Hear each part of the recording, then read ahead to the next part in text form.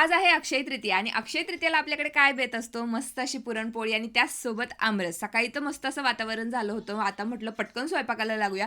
कारण पुरणपोळी पण बनवायची आहे, आमरस पण बनवायचा आहे. आधी हरभऱ्याची डाळ म्हटलं शिजायला घालूया. कारण ही डाळ शिजेपर्यंत बाकीची कामं आपल्याला करून घेता येतात. आज तर मी डाळ शिजत घातली. पण रोज सकाळी उठल्यानंतर पहिलं काम असतं तो म्हणजे चहा बनवायचा. चहामधली साखर मी 2 महिने झालं बंद केली होती. पण आता 4 दिवसापासून पुन्हा मी ती घ्यायला सुरुवात केली आहे. आणि आज पोळ्या माझ्यावरती का रुसल्या होत्या ते काही समजलंच नाही. आमच्याकडे वडाची पानं आणतात, त्याचं एक पंतरवाळी आणि द्रोण तयार करतात, यावरतीच नैवेद्य दाखवला जातो. भजी म्हटलं जेवताना गरमागरम तळता येतील, पण काल जे पापड आपण बनवलेत ना ते तळून बघूया नक्की कसे झालेत. काही जणांचं म्हणणं आहे की मशीनवरचे पापड फुलत नाहीत, पण पापड खूप छान झालेत.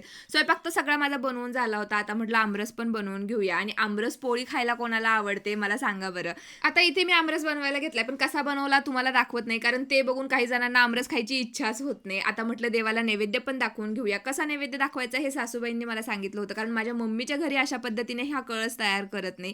दरवर्षी याच पद्धतीने आमच्याकडे हा नैवेद्य दाखवला जातो. आता पित्र जेवायला येईपर्यंत वाट बघावी लागणार. तोपर्यंत म्हटलं चला आपलं हे पार्सल आले ते ओपन करून बघूया. ड्रेस ऑर्डर केला होता. एम साईजचा ड्रेस मी मागवलाय, पण मला खूप जास्त लूज झाला. आता हा ड्रेस कसा वाटतोय हे तुम्हीच मला कमेंट करून सांगा. ठेवू की रिटर्न करू हे पण सांगा. आता मी गरमागरम भजी तयार केले. इकडे मी ताटं पण बनवून घेतली. आमच्याकडे ना पित्र म्हणून माझा भैया जेवण करायला येतो आणि याच्याच ताटातला नैवेद्य अशा पद्धतीने बाजूला काढून तो वरती ठेवला जातो. चला भेटू नेक्स्ट व्लॉगमध्ये. तोपर्यंत बाय.